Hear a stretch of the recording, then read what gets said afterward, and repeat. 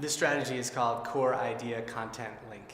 And I have these core ideas that I think run through almost every single math lesson I do. So anytime I'm doing a math lesson, when that core idea comes up, I will have them make that direct connection to one of my core ideas.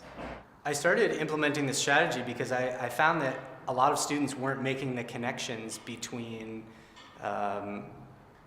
lots of different topics that were going on in math, and even something as simple as representing 2.5 as 2.5, they weren't fully making the connection that those are the same thing. And I wanted them to make that connection. I want them to be fluent in math like they would in any kind of language. So any opportunity I have to say, let's make sure we're seeing this in a different way. I'm writing this in a different way. That's my #1 core idea, is see different representations of an idea. I want them to make that connection. Before we look up here, I want everyone to follow my laser around the room all the way to the back here. See things in different ways. The #1 core idea in this math classroom. Instead of seeing it like this up on the board, we're going to put it into a ratio table. Same information, just represented in a slightly different way. It's not just math, it's not just middle school.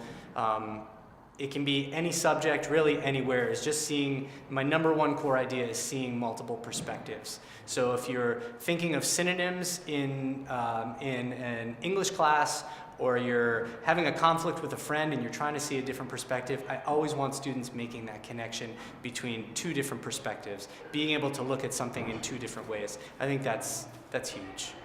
The students are responding pretty well, not as amazingly as I thought they would. I mean, I don't see the light bulb go off all the time, so maybe I am trying to make connections for them, and maybe they're just not ready to make all of the connections.